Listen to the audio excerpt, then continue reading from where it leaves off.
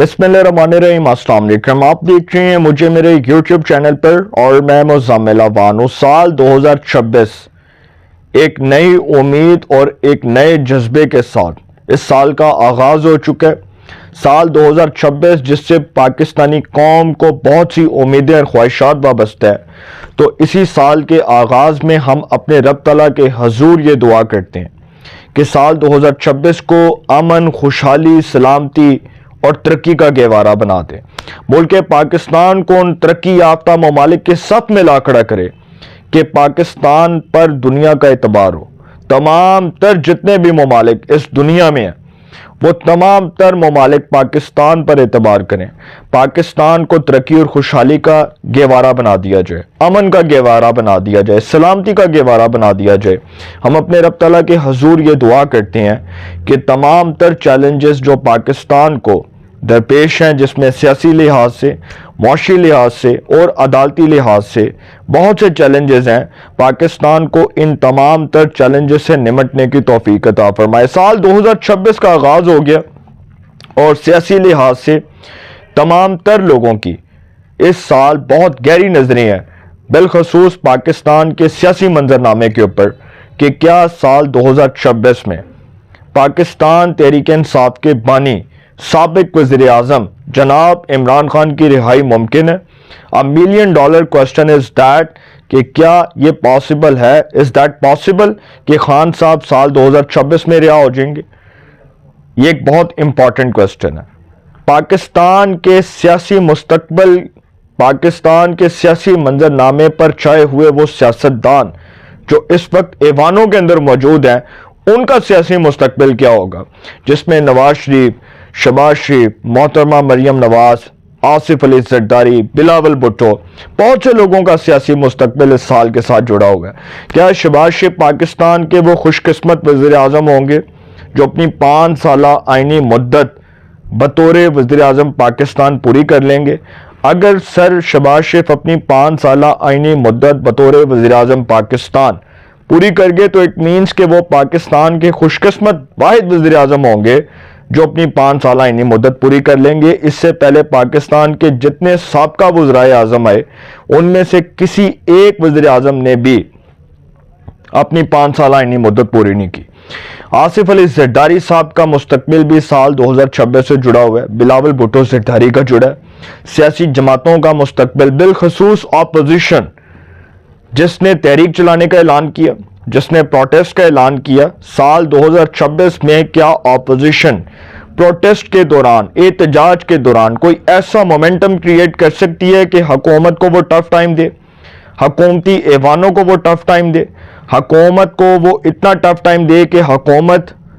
असेंबलियां तोड़ने पर मजबूर हो जाए? और फिर मिड टर्म इलेक्शंस की जो बाज़गश्त है वो साल 2026 से क्यों जुड़ी हुई है? बहुत से ऐसे सियासतदान जिनके खिलाफ नाअहलियों के फैसले आने हैं, 2026 में उनका सियासी मुस्तकबिल तारीक नजर आ रहा है और तहरीक इंसाफ जो है उसको मजीद अदालती फैसलों का सामना करना पड़ सकता है। बिलखसूस पाकिस्तान तहरीक इंसाफ के चेयरमैन, साबिक वज़ीर आज़म, बानिए पाकिस्तान तहरीक इंसाफ जनाब इमरान खान साहब। अब बहुत सी चीज़ें जुड़ी हुई हैं और सियासी जमातों से मुतल्लिक, सियासतदानों से मुतल्लिक, फिर पाकिस्तान को मुआशी लिहाज से क्या चैलेंजेस होंगे, क्योंकि साल 2026 में एक वफाकी बजट भी आएगा। हमारे वज़ीर ख़जाना मोहतरम, जो हमारे वज़ीर ख़जाना है मोहतरम ऑनरेबल, जो हमारे फाइनेंस मिनिस्टर हैं सेनेटर मोहम्मद औरंगज़ेब रमदे, वो साल 2026 का वफाकी बजट कौमी असेंबली में पेश करेंगे। मुआशी लिहाज से पाकिस्तान पर साल 2026 के जो बादल हैं वो क्या गोल खिलाएंगे या वो क्या रंग दिखाएंगे, इस हवाले से भी बात करेंगे कि क्या साल 2026 में महंगाई होगी या महंगाई की शरह में कमी वाक़ई होगी। अगर महंगाई की शरह में इजाफा होता है तो इट मीन्स के पाकिस्तान पर साल 2026 जो है वो बहुत भारी साल साबित हो सकता है। फिर 2026 को अदालती लिहाज से एक बहुत इंपॉर्टेंट साल कंसीडर किया जा रहा है, बिलखसूस एक ऐसे वक्त में जब पाकिस्तान के अंदर एक फेडरल कॉन्स्टिट्यूशनल कोर्ट बनी पिछले साल جو 27ویں آئینی ترمیم ہوئی، اس 27ویں آئینی ترمیم کے ذریعے وفاقی آئینی عدالت کا قیام عمل میں آیا، اور وہی وفاقی آئینی عدالت جس نے سال 2026 میں بہت سے کانسٹیٹیوشنل میٹرز کو ہیئر کرنا ہے، اس کو سننا ہے، اس کی سماعت کرنی ہے، ان کانسٹیٹیوشنل میٹرز میں کتنے امپورٹنٹ ڈیسیژنز آ سکتے ہیں، اس حوالے سے بھی بات کریں گے۔ عمران خان صاحب کے حوالے سے جو سوال ہے اس کا جواب یہ ہے کہ خان صاحب کی سال 2026 میں بھی with a very due respect رہائی ممکن نظر نہیں آ رہی، دور دور تک نہیں آ رہی، کیونکہ سر خان صاحب کا جو معاملہ ہے وہ ڈائریکٹ لنک کرتا ہے پاکستان کی مقتدرہ کے ساتھ، پاکستان کی موجودہ ملٹری اسٹیبلشمنٹ کی قیادت کے ساتھ جو ان کی ٹسل بازی چل رہی ہے۔ اصل جو عمران خان کے حریف ہیں وہ پاکستان کی اسٹیبلشمنٹ ہے، پاکستان کی سیاسی جماعتوں سے خان صاحب کو کوئی خطرہ نہیں ہے۔ خان صاحب کو اگر خطرہ ہے تو ان کو پاکستان کی اس مقتدرہ سے خطرہ ہے، اس ملٹری اسٹیبلشمنٹ سے خطرہ ہے جس کے خلاف انہوں نے ٹویٹر کے اوپر، سوشل میڈیا کے اوپر ایک محاذ کھڑا کیا ہے۔ بالخصوص ہمارے جو فیلڈ مارشل ہیں جنرل سید عاصم منیر، ان کے خلاف جو کیمپین چل رہی ہے، جو ان کے خلاف ایک کیمپین کو چلایا جا رہا ہے سوشل میڈیا کے اوپر، اس سے دراصل یہ نظر آ رہا ہے کہ خان صاحب کی جو پاکستان کی اسٹیبلشمنٹ کے ساتھ لڑائی ہے وہ بہت طویل ہو چکی ہے اور اب اس کا حل نکلتا نظر نہیں آ رہا۔ پھر جو بہت سے لوگ یہ بات کر رہے ہیں کہ جی خان صاحب کے اور اسٹیبلشمنٹ کے مذاکرات ہو سکتے ہیں، تو سر پاکستان کی جو اسٹیبلشمنٹ ہے وہ تو یہ کہہ چکی ہے کہ جو خان صاحب کے مذاکرات ہیں وہ پاکستان کی سیاسی جماعتوں کے ساتھ ہونے ہیں۔ تو کیا اپوزیشن مذاکرات میں سنجیدہ نظر آ رہی ہے؟ ایک طرف تو حکومت یہ کہتی ہے کہ جی ہم تحریک انصاف کے ساتھ مذاکرات نہیں کریں گے، کیونکہ جب بھی ہم مذاکرات کی میز پر بیٹھتے ہیں یہ مذاکرات سے نکل جاتے ہیں، اور ایک طرف تحریک انصاف یہ کہہ رہی ہے کہ جب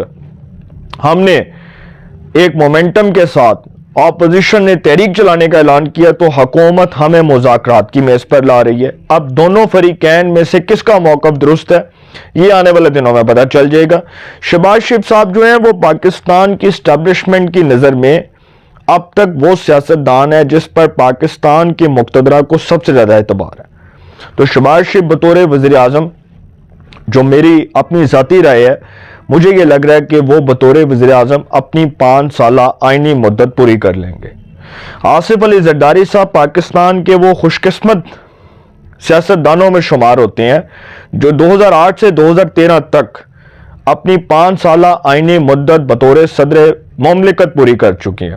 اور ان کو یہ اعزاز جاتا ہے کہ وہ پاکستان کے پہلے صدر تھے جنہوں نے اپنی 5 سالہ آئینی مدت پوری کی۔ اب کی بار آصف علی زرداری صاحب دوسری بار صدر مملکت کے عہدے پر فائز ہیں، تو لگ یہی رہا ہے کہ وہ بھی اپنی آئینی مدت بطور صدر مملکت پوری کر لیں گے۔ اور مریم نواز صاحبہ جو خاتون وزیر اعلیٰ پنجاب ہیں، جو پاکستان کی وہ واحد سیاستدان ہے جو خاتون وزیر اعلیٰ بنی، اس سے قبل کوئی خاتون جو ہے وہ وزیر اعلیٰ کے عہدے پر اس کے منصب پر فائز نہیں ہوئی۔ محترمہ مریم نواز صاحبہ جنہوں نے پنجاب میں بہت امپورٹنٹ بڑے زبردست فیصلے کیے، بالخصوص بیوروکریسی سے متعلق، بالخصوص جو حکومت کو درپیش چیلنجز سے نمٹنے کے لیے انہوں نے ایک بڑی مؤثر اور ایک بہترین حکمت عملی کا آغاز کیا، مجھے یہ لگتا ہے کہ وہ تاریخ کے ان سنہری حروف میں اپنا نام لکھوا دیں گی کہ وہ ایک دبنگ وزیر اعلیٰ کے طور پر نہ صرف پہچانی جائیں گی بلکہ ان کو پاکستان کی سیاست کے تمام چیپٹرز میں ہمیشہ ڈسکشن کے طور پر لیا جائے گا، اور ان کا جو کردار ہے، ان کا جو ویژن ہے، جو ان کی ویژنری لیڈرشپ ہے، وہ اپنے والد کی آئیڈیالوجی سے ملتی ہے، وہ اپنے والد کے نظریات سے ملتی ہے، کیونکہ جو مریم نواز صاحب ہیں وہ دراصل نواز شریف صاحب کی سیاسی جانشین کہلاتی ہیں، اور جو مریم نواز صاحب ہیں انہوں نے مسلم لیگ نون کو اتنا سٹرینتھن کر دیا کہ مسلم لیگ نون کی جتنی بھی تنظیم سازی ہے، جتنے بھی امور ہیں، جتنی بھی ان کی سیاسی حکمت عملی ہے، اس کے تمام تر فیصلے جو ہیں اس کا اختیار ایک وقت میں نواز شریف صاحب مریم نواز صاحبہ کے سپورٹ کر سکتے ہیں۔ اسی طرح بلاول بھٹو زرداری صاحب، کیا ان کا مستقبل بطور وزیر اعظم دیکھا جا سکتا ہے؟ دیکھیں بلاول ابھی تو وزیر اعظم نہیں بن سکتے، لیکن اگلے سیٹ اپ میں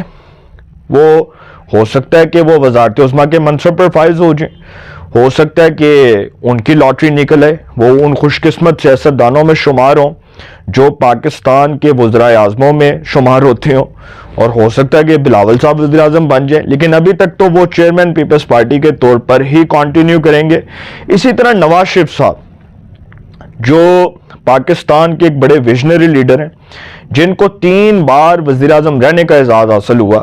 کیا نواز شریف صاحب جو ہیں وہ ایک بار پھر وزیر اعظم بن سکتے ہیں؟ سر، نواز شریف صاحب ایک ہی صورت میں وزیر اعظم بن سکتے ہیں کہ وہ اسٹیبلشمنٹ کے آگے نہیں جھکیں گے، وہ اسٹیبلشمنٹ کے آگے اپنی تمام ترجیحات اس کو رکھ دیں گے، اور وہ اسٹیبلشمنٹ کے ساتھ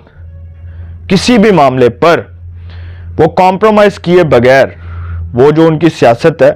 کیونکہ ہم نے نواز شریف صاحب کو دیکھا ہے کہ نواز شریف صاحب اسٹیبلشمنٹ کے ساتھ جب بیٹھتے تھے تو وہ کمپرومائز، بہت سے معاملات پر کمپرومائز نہیں کرتے تھے، کیونکہ وہ سمجھتے ہیں کہ ایک وزیر اعظم جو ہے اس کو اسٹیبلشمنٹ کے آگے نہیں جھکنا چاہیے۔ آصف نواز جنجوعہ کی مثال آپ کے سامنے ہے، سابق صدر پرویز مشرف کی مثال آپ کے سامنے ہے، راحیل شریف کی مثال آپ کے سامنے ہے، وہی راحیل شریف جس نے نواز شریف سے یہ مطالبہ کیا کہ آپ مجھے فیلڈ مارشل بنائیں، لیکن نواز شریف نے انکار کر دیا تھا۔ تو نواز شریف صاحب ایک ریسٹ پر ضرور ہیں، وہ خاموش ضرور ہیں، لیکن ایک وقت آئے گا کہ ان کا جو ستارہ ہے وہ عروج پر نظر آئے گا، اور سر جو عروج ہوگا نا، اس میں پھر نواز شریف صاحب وزیر اعظم نہیں بلکہ صدر مملکت بھی ہو سکتے ہیں۔ اگر اگلے سیٹ اپ میں مسلم لیگ نون کو 2/3 مل گئی تو اٹ مینس کہ نواز شریف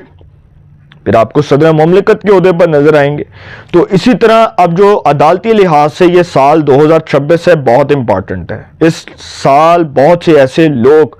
جو تحریک انصاف کے اراکین اسمبلی ہیں، ان کے خلاف عدالتی فیصلے آ سکتے ہیں۔ 9 مئی 2023 کا جو پہلا راؤنڈ تھا جس میں تحریک انصاف کے بہت سے اراکین کو سزا ہوئی، 9 مئی کے کیسز میں اب اس کا سیکنڈ راؤنڈ جو ہے اس کا سیکنڈ فیز شروع ہوگا، جس میں بہت سے لوگوں کو سزائیں ہوں گی۔ پھر کانسٹیٹیوشنل میٹرز جو آئینی عدالت سے جڑے ہیں وہ اہمیت کے حامل ہوں گے۔ اس سال بہت اہم عدالتی فیصلے آئیں گے، تو سال 2026 پر تمام پاکستانیوں کی گہری نظر ہے۔ یہ سال کیا رنگ لائے گا یہ آنے والا وقت بتائے گا۔ اپنی رائے کا کمنٹس میں ضرور اظہار کیجئے گا۔ انشاءاللہ ایک نئے سیگمنٹ کے ساتھ پھر ملاقات ہوگی۔ آپ اپنا بہت خیال رکھیے گا۔ اللہ نگہبان۔